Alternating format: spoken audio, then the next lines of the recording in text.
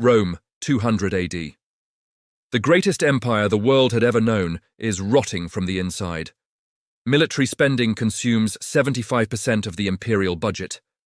The government debt is spiraling beyond mathematical recovery. The currency, the silver denarius, is being debased by emperors who have run out of options. Wealth inequality is at historic highs. The senators live in gold-plated luxury, while the mob in the street demands bread.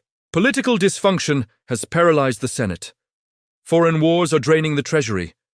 And the citizens? They aren't demanding reform. They aren't marching for fiscal responsibility. They are demanding bread and circuses, free grain and violent games, distraction over duty. Now look at the screen in front of you. America, 2025 AD. Military spending consumes 54% of the discretionary budget, over 1.5 trillion, when you count the hidden costs of intelligence and veterans' care. The national debt has breached $36 trillion. The currency, the US dollar, has lost 98% of its purchasing power since 1913. Wealth inequality is higher than it was in 1929, on the eve of the Great Depression. Political dysfunction has turned Washington into a gridlocked theater. Forever wars drain the treasury without victory. And the citizens? They are demanding stimulus checks and streaming entertainment. Bread has become SNAP benefits. Circuses have become Netflix and TikTok. Everyone sees the parallels. You feel them. The comparison is everywhere. In books, in documentaries, in the uneasy feeling you get when you look at the news. Are we Rome? Is this the fall of the American empire? The historians say yes, the economists say yes, the data says yes. But here is what everyone gets wrong. The comparison isn't wrong. It is incomplete, because the similarities aren't the real story. The differences are the story. And the differences do not mean we are safe.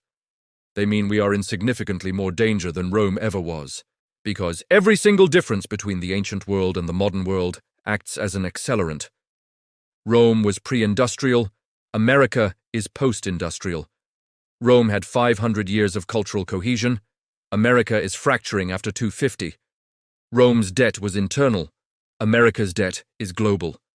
Rome's elite were trapped in the empire. America's elite have second passports and offshore accounts. Rome took 250 years to collapse, a slow, agonizing slide from the peak to the fall. America has compressed that same decline into just 54 years since 1971. And the next phase, the final phase, won't take another 2 centuries. It will take 10 to 20 years, maximum. Today we are going to dissect the anatomy of an empire's death. We will look at the 7 undeniable parallels that link Washington to Rome. But more importantly, we are going to look at the 5 critical accelerators.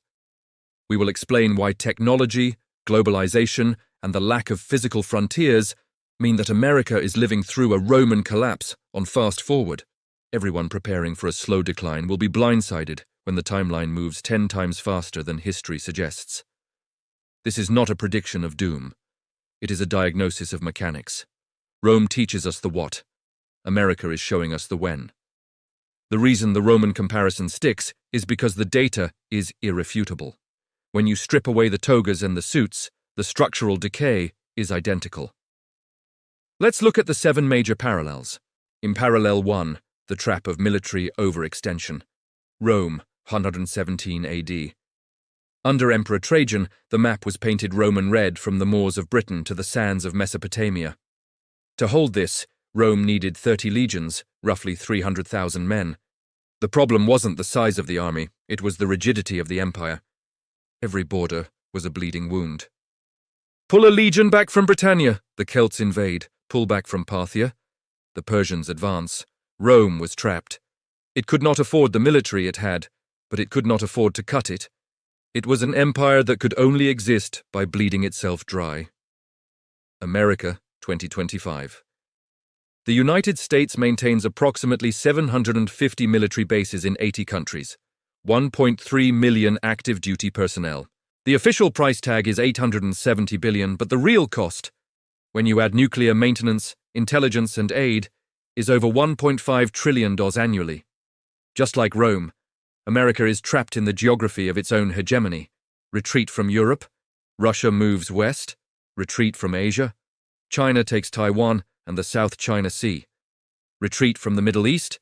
Iran controls the world's energy choke points. The empire cannot contract without collapsing the security order it built. Same trap, same percentages of GDP, same impossibility of retreat.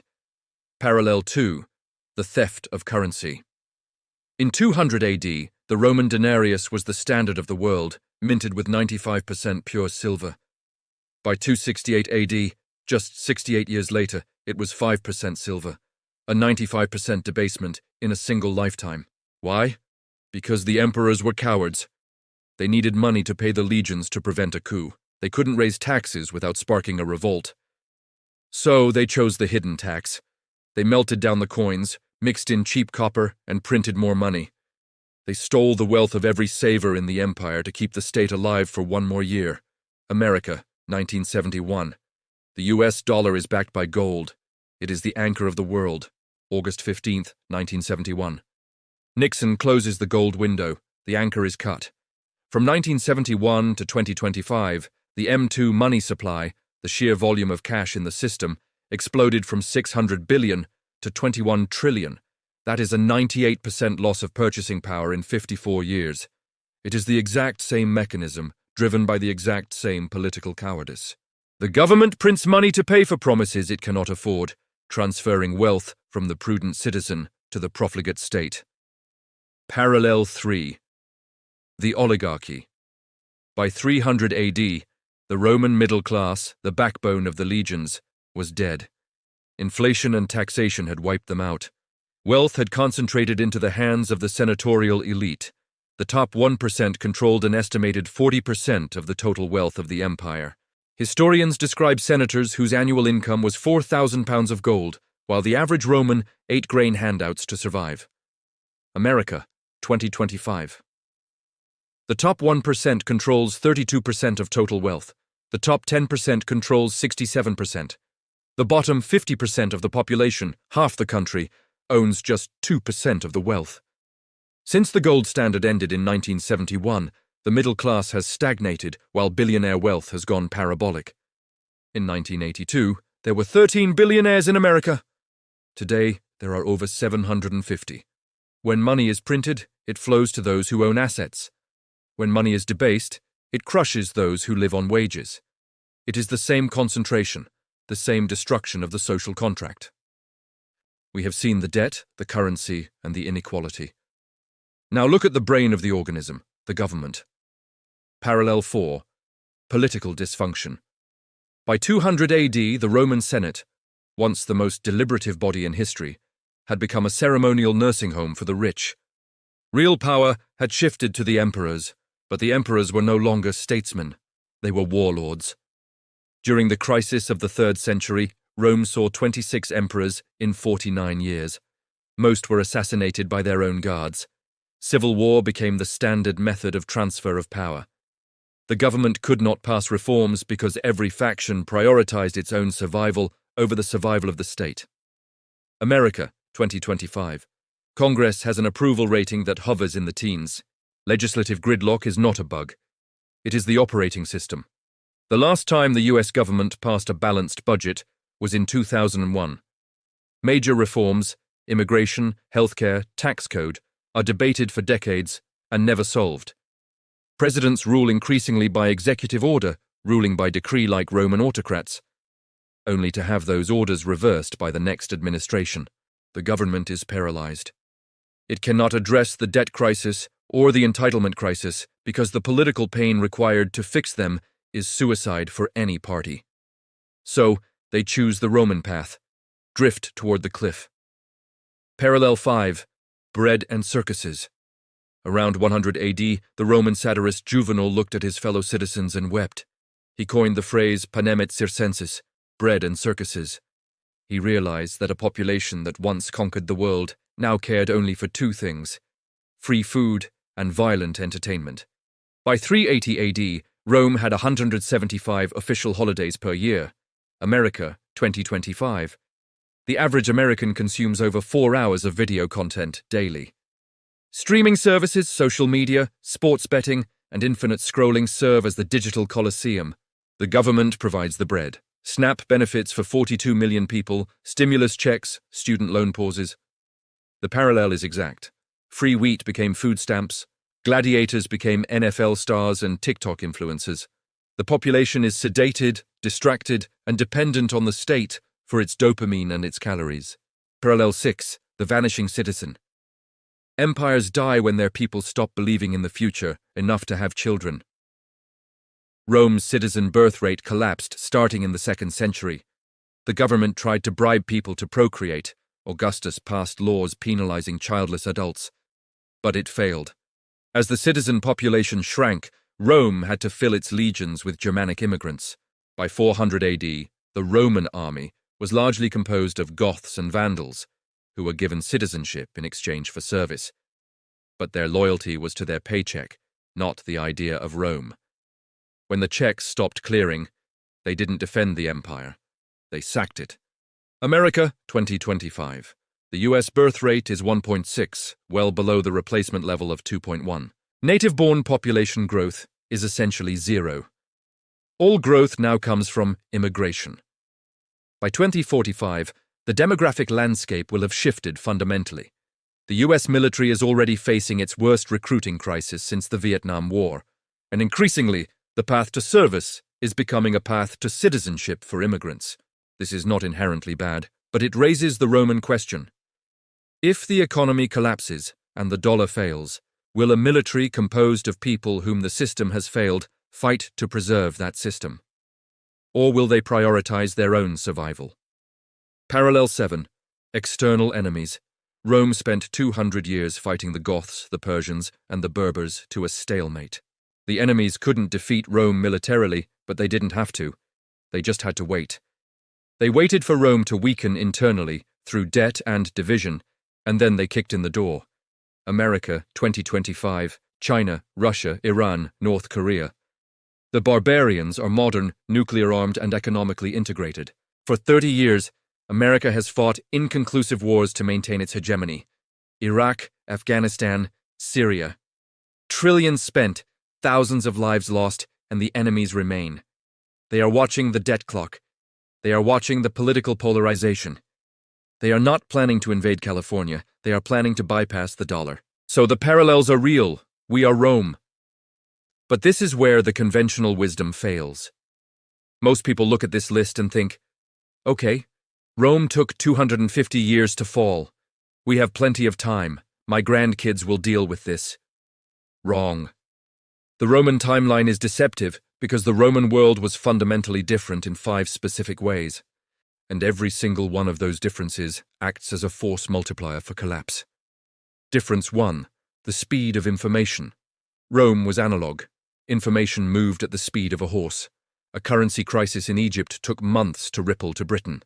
This created inertia. Inertia provides stability. It slows down the chain reaction of failure. America is digital. High-frequency trading executes millions of transactions per second. When Silicon Valley Bank failed in 2023, the panic didn't take months. It took hours. Social media spread the fear instantly. Digital banking allowed $42 billion to leave the bank in a single afternoon. Rome took 250 years because the fire burned slowly. America is soaked in digital gasoline. We have removed the friction from the system. Instead of a 250-year slide, expect a 25-year freefall. Why did Rome survive so long, despite its rot? Because it had an escape valve, expansion. When Rome ran out of money, it conquered a new province. It seized the gold mines of Dacia. It annexed the grain fields of Egypt. Plunder was a business model. It injected fresh resources into the dying system, buying decades of stability. Augustus bought 200 years of peace with Egyptian gold. Difference 2. America has nowhere left to expand. We hit our physical limit in 1945. We conquered the global economy, not with legions, but with the dollar. We set up the Bretton Woods system, the IMF, and the petrodollar. We financialized the world, but the world is now fully colonized by finance. There are no new continents to exploit. In fact, the tide is turning. The petrodollar died in 2024. The BRICS nations are building their own walls. Rome had 500 years of territorial expansion before it hit the wall. America had 50 years of financial expansion, 1971 to 2021. We have hit the limit. There is no Plan B province to conquer. The escape valve is welded shut. Difference 3. The visibility of debasement. When a Roman emperor debased the denarius, it was physical. A merchant could hold the coin, bite it, weigh it, and see that it was turning from silver to bronze.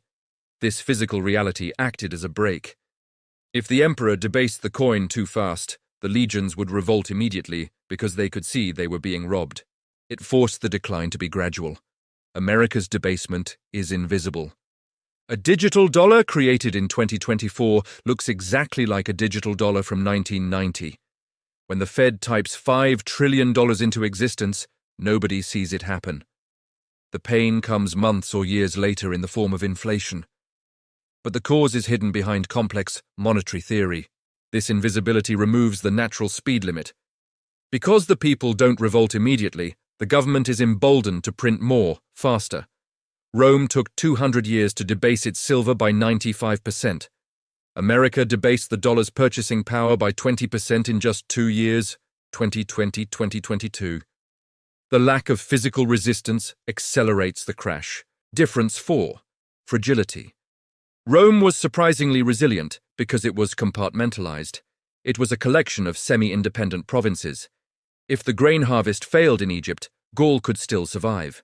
If trade stopped, local economies could subsist on local production. It was a ship with watertight bulkheads. America is the opposite. We are radically interdependent. We produce only 15% of our manufacturing. We import 85%. We rely on Taiwan for chips, China for vitamins, Russia for fertilizer inputs. Our just-in-time supply chains are efficient, but they are brittle. We saw this during COVID. A virus disrupted shipping, and suddenly there were no cars, no lumber, no baby formula. Imagine a real crisis, a war in the Pacific or a dollar collapse. The shortages wouldn't be regional. They would be systemic and immediate. Rome could survive 20 years of slow decay. America would face empty shelves in 20 days. Globalization has removed the redundancy. We are a glass cannon, powerful, but one crack shatters the whole structure. Difference 5. The elite have left the building. This is the most dangerous accelerator. In Rome, the elite were tied to the land. A senator's wealth was his vast estate in Italy or Gaul. He couldn't move his vineyards to Persia. If Rome fell, he lost everything. This gave the Roman elite a powerful incentive to keep the system alive. They tried reforms because they were trapped on the ship. America's elite, they have exit plans. Their wealth is digital, portable, and global. They hold assets in Singapore, Switzerland, and New Zealand. They have second passports. When the American system starts to buckle, they don't have to stay and fix it. They can just leave. And they are. This creates a loot and scoot mentality. Why sacrifice to save the dollar when you can just short it and move to Dubai? The lack of skin in the game among the ruling class means the collapse won't be fought, it will be facilitated. So let's do the math. Rome's crisis phase lasted roughly 250 years, 235 AD to 476 AD. If we apply the 10x acceleration factor caused by digital speed, globalization, and elite mobility, 250 years becomes 25 years. America's crisis of the 3rd century began in 2008 with the financial crisis. That was the first crack in the foundation. If the 25-year timeline holds, the fall isn't centuries away. It is due around 2033. We are already more than halfway through the collapse. If we accept the 10x acceleration thesis, we can map the future of America by looking at the past of Rome. History doesn't repeat, but it rhymes, and right now we are in the middle of a very specific stanza. We are living through America's Gallienus moment. Emperor Gallienus ruled from 253 to 268 AD. He inherited a disaster. The empire was fracturing. The economy was stalling. His solution, hyper-debasement. In just 15 years, he took the silver content of the currency from 40% down to 5%. He drowned the crisis in worthless money.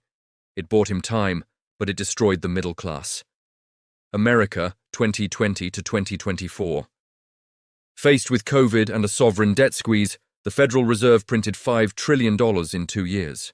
They debased the purchasing power of the dollar by 20% almost overnight. Just like Gallienus, they chose inflation over reform. And just like Rome, this phase of easy money is the prelude to the next phase, maximum chaos. In Rome, the chaos of the 3rd century eventually produced a reaction. The empire didn't just disintegrate immediately, it was clamped back together by an iron hand. Emperor Aurelian, and later Diocletian, restored order through ruthless authoritarianism. They imposed price controls, they locked workers into their professions, they centralized power to an absolute degree. They saved the state by crushing the freedom of the citizen. If the 10x timeline holds, America's Aurelian stabilization is due between 2027 and 2032. What does that look like in the digital age? It doesn't look like a dictator in a palace. It looks like algorithmic control. The government introduces CBDCs, central bank digital currencies, to replace the failing paper dollar. It prevents bank runs and allows for direct stimulus, but it ends financial privacy. They implement capital controls, meaning you can't move your money out of the country without permission. They enact wage and price controls, dictating the price of food and rent to stop the inflation they caused. This period will feel like safety. The chaos will stop, the markets will stabilize. But it will be a prison. The reforms will buy time, perhaps 5 or 6 years, but they won't solve the math. The debt will still be unpayable. Eventually, even the iron hand fails. The debt load is simply too heavy for the organism to carry. In Rome, this led to the Constantine decision. In 330 AD, Emperor Constantine realized the empire was too big, too broke, and too indefensible. He made a radical choice. He moved the capital to Constantinople. He effectively abandoned the Western Empire, Rome, Gaul, Britain, to the barbarians to save the Eastern Empire, wealthy, defensible. He cut off the gangrenous limb to save the body. America faces its own Constantine decision around 2033-2035. The US empire is global. We subsidize the defense of Europe. We patrol the oceans of Asia. But we are broke. The split will likely manifest as a massive strategic retreat. America abandons NATO and withdraws from Europe. America withdraws from the Middle East. The focus shrinks to the core, North America. We will turn inward. The Pax Americana will end, not with a bang, but with a memo stating we can no longer afford the fuel for the aircraft carriers. And then, the fall. But we need to define what the fall actually means. When Rome fell in 476 AD, the world didn't end. The sun still rose, people still farmed, traders still traded, but the central authority vanished. Rome fragmented into regional kingdoms. The roads decayed. Trade became local, not global. Living standards dropped. America's fall won't be Mad Max. It will be fragmentation. The federal government in Washington will lose authority. States will step in to fill the void. We might see regional blocs, Texas and the South, the Pacific Coast, the Northeast, operating with increasing autonomy. The dollar may lose its status as the global reserve currency, becoming just a local currency for North America. It is the Argentinization of America, a formerly wealthy superpower becoming a large, dysfunctional developing nation. This is the likely destination of the 2030s, a decentralized, poorer, more chaotic America, stripped of its empire but perhaps rediscovering its local roots. The Roman comparison is not just a history lesson, it is a survival map. When the Western Empire finally dissolved in 476 AD, not everyone died. Life went on. But there was a massive transfer of wealth. The people who held their wealth in imperial promises, currency, government contracts, urban pensions, lost everything. The people who held real assets, productive land, gold, tools, livestock, kept their wealth. This is the rule of collapse. Complexity dies, simplicity survives. In Rome, the complex trade networks that brought pottery from Gaul to Italy broke down. The local potter who could make bowls from local clay suddenly became essential. The senator who owned paper debts from the state became a pauper. The farmer who owned dirt became a king. America, 2025. The parallels are exact. What are the modern equivalents of imperial promises? US dollars, treasury bonds, 401ks, pensions. These are financial abstractions. They rely on the stability of the federal government and the global financial system. If the timeline is accelerating, these assets are the danger zone. What are the modern equivalents of real assets? Physical gold, productive land, energy, critical skills, local community. These are assets that do not require a functioning Federal Reserve to have value. This brings us to the uncomfortable truth about the American elite. We see billionaires building bunkers in Hawaii. We see them buying farmland in the Midwest. We see them acquiring second passports in New Zealand. The public mocks them as paranoid. But historically, the elite are the canaries in the coal mine. In Rome, the smart senators didn't stay in the capital, arguing about policy. They moved to their fortified estates in the countryside. They diversified their holdings into stable provinces. They survived because they were mobile and tangible.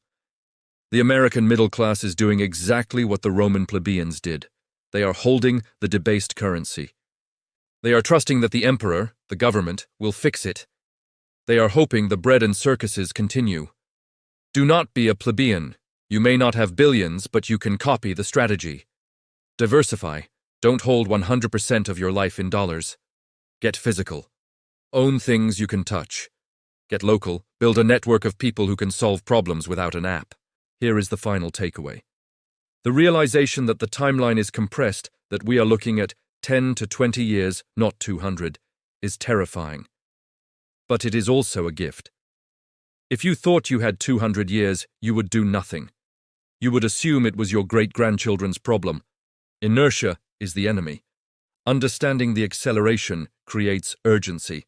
It forces you to act now, while the window is still open, while the dollar still buys real assets, while the supply chains still work. The Roman Empire took 250 years to die because it was slow, analog, and disconnected. The American Empire is dying in fast forward because it is fast, digital, and hyper-connected.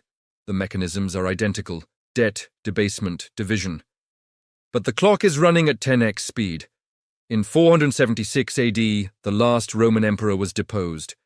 But for the people living in Gaul or Britannia, the fall had happened decades earlier. The lights had already gone out, the mail had already stopped coming. They had already transitioned to a new reality. We are in that transition now. The old world of the 20th century, of stable money, undisputed US hegemony, and an expanding middle class, is gone. It is not coming back.